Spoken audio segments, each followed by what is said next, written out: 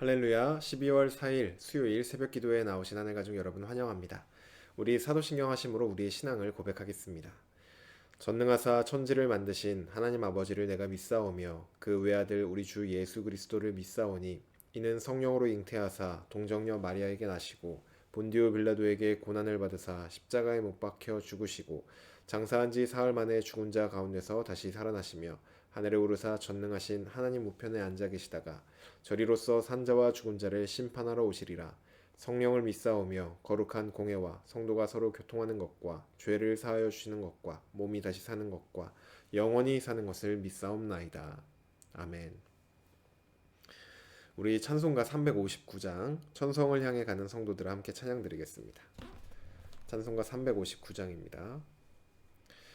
천성을 향해 가는 성도들아, 앞길의 장애를 두려워 말라. 성령이 너를 인도하시리니 왜 지체를 하고 있느냐. 앞으로 앞으로 천성을 향해 나가세. 천성문만 바라고 나가세. 모든 천사 너희를 영접하러 문 앞에 기다려 서 있네. 너 가는 길을 누가 비웃거든 확실한 증거를 보여주어라. 성령이 친히 감화하여 주사 그들도 참 길을 찾으리. 앞으로 앞으로 천성을 향해 나가세. 천성문만 바라고 나가세. 모든 천사 너희를 영접하러 문 앞에 기다려 서 있네. 너 가는 길을 모두 가기 전에 내 손에 든 검을 꽂지 말아라. 저 마귀 흉계 모두 깨뜨리고 끝까지 잘 싸워 이겨라. 앞으로 앞으로 천성을 향해 나가세. 천성문만 바라고 나가세. 모든 천사 너희를 영접하러 문 앞에 기다려 서 있네. 아멘. 오늘 우리에게 주신 하나님 말씀 아모스서 1장 1절에서 2장 3절까지 말씀입니다. 아모스 1장 1절에서 2장 3절까지 말씀입니다. 제가 가지고 있는 성경으로 1275쪽에 있습니다. 구약 성경 아모스 1장 1절에서 2장 3절까지 말씀입니다. 다 찾으신 줄로 알고 오늘 아침 우리에게 주신 하나님 말씀 함께 합독하도록 하겠습니다. 1절입니다. 유다 왕 우시아의 시대 곧 이스라엘 왕 요아스의 아들 여로보암의 시대 지진 전 2년에 드고와 목자 중 아모스가 이스라엘에 대하여 이상으로 받은 말씀이라. 그가 이르되 여호와께서 시온에서부터 부르짖으시며 예루살렘에서부터 소리를 내시리니 목자의 초장이 마르고 갈멜산 꼭대기가 마르리로다. 여호와께서 이와 같이 말씀하시되 다메섹의 서너 가지 죄로 말미암아 내가 그 벌을 돌이키지 아니하리니 이는 그들이 철 타작기로 타작하듯 길르앗을 압박하였음이라. 내가 하사엘의 집에 불을 보내리니 베나닷의 궁궐들을 사르리라. 내가 다메섹의 빗장을 꺾으며 아벤 골짜기에서 그 주민들을 끊으며 벳 에덴에서 규 잡은 자를 끊으리니 아람 백성이 사로잡혀 이 기르에 이르리라. 여호와께서 말씀하셨느니라. 여호와께서 이와 같이 말씀하시되 가사의 서너 가지 죄로 말미암아 내가 그 벌을 돌이키지 아니하리니 이는 그들이 모든 사로잡은 자를 끌어 에돔에 넘겼음이라. 내가 가사성에 불을 보내리니 그 궁궐들을 사르리라. 내가 또 아스돗에서 그 주민들과 아스글론에서 규를 잡은 자를 끊고 또 손을 돌이켜 에그론을 치리니 블레셋에 남아있는 자가 멸망하리라. 주 여호와께서 말씀하셨느니라. 여호와께서 이와 같이 말씀하시되 두로의 서너 가지 죄로 말미암아 내가 그 벌을 돌이키지 아니하리니 이는 그들이 그 형제의 계약을 기억하지 아니하고 모든 사로잡은 자를 에돔에 넘겼음이라. 내가 두로 성에 불을 보내리니 그 궁궐들을 사르리라. 여호와께서 이와 같이 말씀하시되 에돔의 서너 가지 죄로 말미암아 내가 그 벌을 돌이키지 아니하리니 이는 그가 칼로 그의 형제를 쫓아가며 긍휼을 버리며 항상 맹렬히 화를 내며 분을 끝없이 품었음이라. 내가 대만에 불을 보내리니 보스라의 궁궐들을 사르리라. 여호와께서 이와 같이 말씀하시되 암몬 자손의 서너 가지 죄로 말미암아 내가 그 벌을 돌이키지 아니하리니 이는 그들이 자기 지경을 넓히고자 하여 길르앗의 아이벤 여인의 배를 갈랐음이니라. 내가 랍바 성에 불을 놓아 그 궁궐들을 사르되 전쟁의 날에 외침과 회오리 바람의 날에 폭풍으로 할 것이며 그들의 왕은 그 지도자들과 함께 사로잡혀 가리라. 여호와께서 말씀하셨느니라. 여호와께서 이와 같이 말씀하시되 모압의 서너 가지 죄로 말미암아 내가 그 벌을 돌이키지 아니하리니 이는 그가 에돔 왕의 뼈를 불살라 재를 만들었음이라. 내가 모압에 불을 보내리니 그리옷 궁궐들을 사르리라. 모압이 요란함과 외침과 나팔 소리 중에서 죽을 것이라. 내가 그 중에서 재판장을 멸하며 지도자들을 그와 함께 죽이리라. 여호와께서 말씀하시니라. 아멘. 기도드리겠습니다. 사랑의 하나님, 감사합니다. 오늘도 하나님의 말씀을 들으며 주님 앞에 나와 주님을 예배할 수 있는 이 자리로 불러주시니 감사합니다. 하나님, 오늘도 우리가 주님 앞에 주님 안에서 살길 원합니다. 우리를 살리시는 하나님의 말씀을 선포하여 주시고 그 말씀대로 살며 그 말씀을 붙잡고 우리가 다시 하나님 안에 살아갈 힘을 얻고 또 이 세상 가운데서 하나님의 백성으로 살아갈 수 있도록 주여 인도하여 주시옵소서.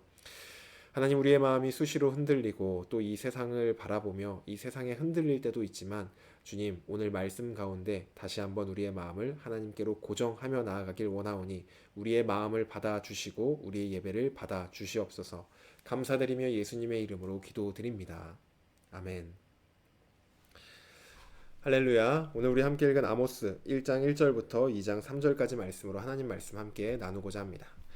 네, 어제까지 해서 이제 호세아의 말씀을 마치고 이제 오늘부터는 아모스 말씀을 함께 살펴보려고 합니다.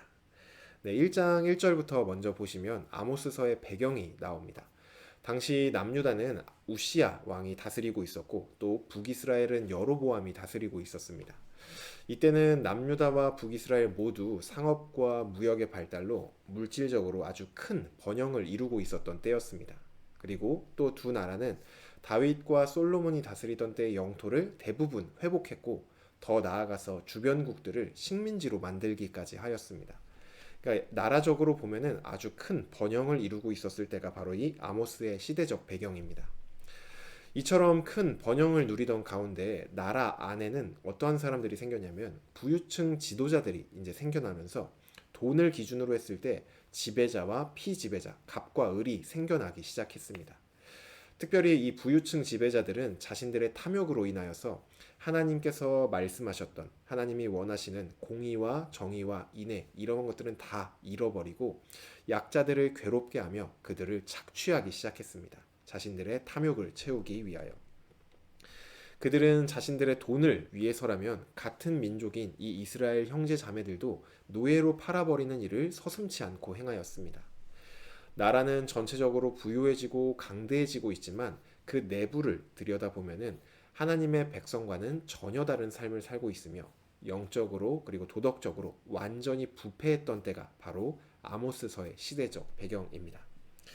이러한 상황 속에서 하나님은 아모스를 불러 하나님의 말씀을 전하게 합니다. 먼저 이 아모스라는 선지자의 이름의 의미는 짐을 진 자라는 이름입니다. 이 이름은 이 아모스서를 이제 앞으로 계속 살펴보겠지만 이 아모스서를 보면은 하나님의 심판의 메시지가 가득 담겨 있습니다. 그래서 무거운 심판을 선포하는 아모스의 사역을 잘 보여주고 있는 것이 바로 이 무거운 짐진 자라는 이름에서 볼 수 있습니다. 아모스라는 사람은 선지자의 출신도 아니었고 또 제사장 집안 사람도 아니었습니다.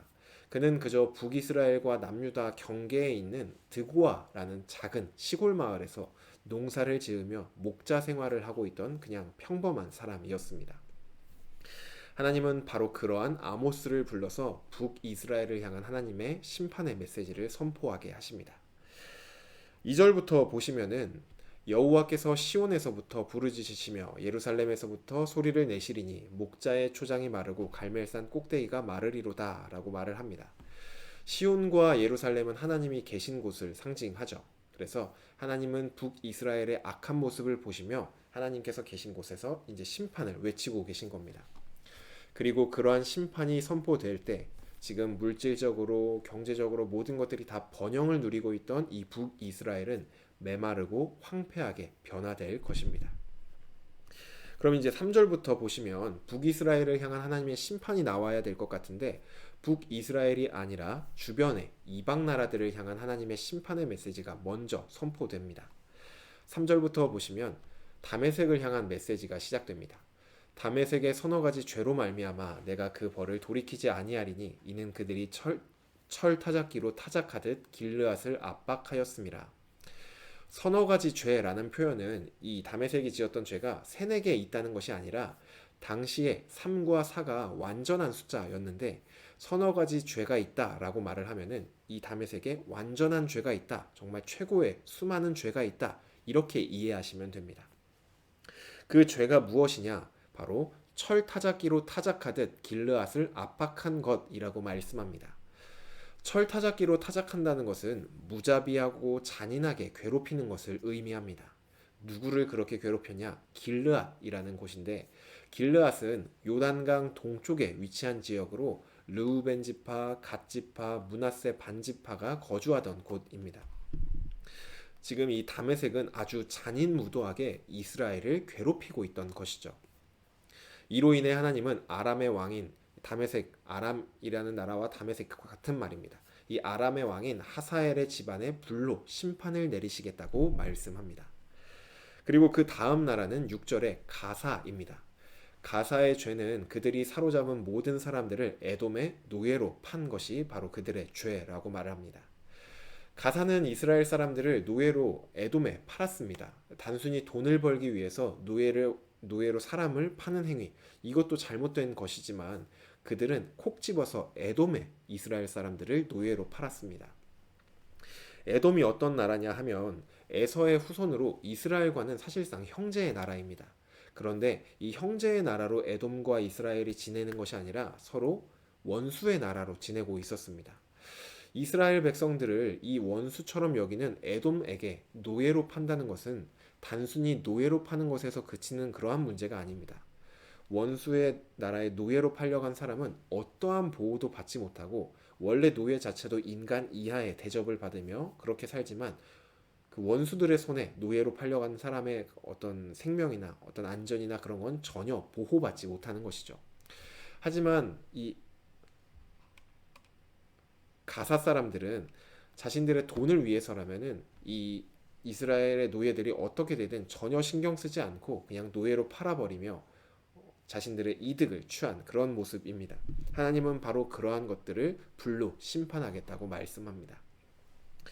다음으로 9절에 나오는 두로도 비슷합니다. 두로의 죄도 가사의 죄와 같습니다. 하지만 그들에게 좀 추가되는 말이 있는데 무엇이냐면은 그들이 그 형제의 계약을 기억하지 않았다라는 표현이 추가됩니다.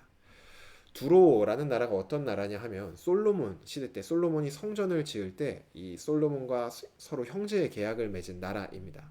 그래서 이스라엘이 성전을 건축할 때 백향목을 조달하여 준 나라가 바로 두로였습니다. 하지만 이 두로는 그러한 관계를 다 파괴하고 이스라엘을 에돔의 노예로 파는 일을 똑같이 행하였습니다. 다음 나라는 11절을 보시면 에돔은 야곱의 후손인 이스라엘과 형제 관계임에도 불구하고 이스라엘을 대할 때 긍휼을 버리고 항상 맹렬히 화를 내며 분을 품으며 원수로 대하였습니다. 에돔은 이스라엘을 형제로 대하며 사랑해야 마땅했지만 그들에게 모습 속에서 사랑은 전혀 찾아볼 수 없고 이스라엘을 향한 분노와 폭력만이 가득하였습니다. 그래서 하나님은 이것에 대하여 불을 내려 심판하겠다고 말씀합니다. 또 이어서 13절 보시면 암몬에 대한 심판은 자기 지경을 넓히기 위하여 길르앗의 아이벤 여인의 배를 가른 것이 그들의 죄라고 지적을 하십니다. 아이를 뵌 여인의 배를 가른다는 것은 지금 보아도 너무나 도덕적으로 그리고 너무 그냥 완전히 극악무도한 행위이죠. 그럼에도 그들은 자신들의 땅을 넓힐 수만 있다면 그러한 잔인한 일도 서슴지 않고 행하였습니다. 이것이 바로 그들의 암몬의 죄였습니다. 마지막으로 2장 1절에 보시면 모압은 에돔 왕의 뼈를 불살라 재를 만들었다라고 말을 합니다. 이미 묻혀있던 시체의 뼈를 이렇게 되찾아서 불사르는 행위는 아주 극단적인 복수심을 표현합니다. 그래서 모압은 에돔을 향하여 그 복수심이 불에 타 그런 복수심을 실제로 거침없이 드러내는 그러한 행위가 그들의 죄였다. 이렇게 하나님은 지적을 합니다. 지금까지 이렇게 좀 두서없이 좀 살펴보아서 헷갈리실 수 있는데, 지금까지 살펴본 이 이방 나라들의 죄를 좀 묶어서 보면은 다메섹과 암몬 같은 경우에는 그들의 폭력성과 잔혹성이 바로 하나님이 보시는 죄였습니다. 폭력과 잔혹성. 그리고 두로와 에돔은 형제 관계를 배신하고 자신의 이익을 추구하여 하나님의 심판을 받게 됩니다. 또 가사와 두로는 포로로 잡힌 자들을 노예로 팔며 인간을 인간으로서 대하는 것이 아니라 자신들의 이익을 위해 어떤 돈을 버는 도구 정도로 여기는 것으로 인하여서 하나님의 심판을 받습니다. 그리고 마지막으로 모압은 불타는 복수심과 모독으로 인하여서 하나님의 심판을 받게 됩니다. 이 모든 나라들의 공통점이 무엇이냐면은 바로 하나님 나라의 기준인 공의와 정의를 잃어버렸다는 공통점을 갖고 있습니다. 그들의 심판은 이러한 공의와 정의를 잃어버린 것으로 인하여서 하나님의 심판을 맞이하게 됩니다. 여기까지 이제 호세아가 북이스라엘 백성들에게 선포하였는데, 북이스라엘은 오늘 이 말씀을 들으면서 이 호세아가 이방 나라들을 향한 하나님의 심판을 선포했을 때 분명히 아멘이라고 큰 소리로 화답을 했을 것입니다. 하나님 앞에서 자신들의 모습은 객관적으로 살펴보지 못한 채 이 이방 나라들이 하나님의 심판을 받아 마땅하다라는 생각으로 그들을 향한 심판의 메시지에 환영하였을 것입니다. 그런데 오늘 본문을 보시면 좀 재밌는 점이 무엇이냐면, 이 다메섹, 가사, 두로, 에돔, 암몬, 모압 이 이방 나라들의 위치를 보면은 북이스라엘을 이게 가운데 중심으로 두고 그 북이스라엘 주변으로 원을 그리고 있다는 점입니다. 이것은 다시 말하면 지금 이 이방 나라들을 향한 하나님의 심판이 선포되고 있지만, 진짜 하나님의 이 심판의 표적, 하나님의 심판은 그 원 중앙에 있는 북이스라엘을 향한 것이란 겁니다. 북이스라엘 백성들은 스스로 아무런 문제가 없다라고 생각을 하며 이방인들을 향한 심판에 환호하고 있지만, 지금 정작 하나님의 심판의 칼날이 향하고 있는 것은 바로 자기 자신들이라는 것을 깨닫지 못하고 있는 것이죠. 출애굽기 19장 6절을 보시면 하나님께서 이스라엘 백성들을 애굽에서 구원해 주시고 그들을 하나님의 백성으로 삼은 이유는 바로 그들을 하나님의 제사장 나라로 세우기 위해서였습니다. 하나님의 제사장 나라가 된다는 것은 하나님을 떠나 있던 이 이방 나라들이 이스라엘을 통하여서 하나님 품에 다시 돌아올 수 있겠다는 것입니다. 하나님은 바로 이러한 제사장 나라로 삼은 이스라엘을 통하여서 온 세상을 회복하길 원하셨습니다. 따라서 이스라엘의 정체성은 자신이 우리는 제사장 나라로서 세상의 빛과 소금이다. 우리는 공의와 정의를 실현하여서 공의와 정의를 떠나 있는 저 이방 나라들을 다시 하나님의 품으로 공의와 정의의 삶으로 돌아오게 해야 될 그러한 사명을 가진 사람들이다. 이것을 스스로 기억해야 했습니다.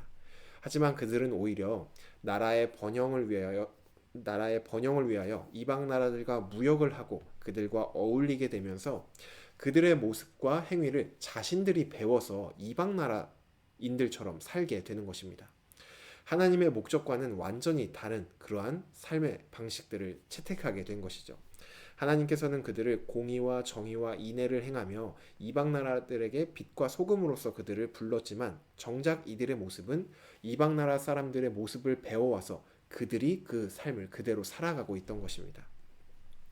하나님은 이러한 이스라엘에게 심판의 메시지를 선포하기 위해서 그 전에 이스라엘이 심판받아 마땅하다고 생각하는 이 이방 나라들과 너희 이스라엘, 너희가 전혀 다를 바가 없다라는 것을 지금 알려주고 있는 것입니다.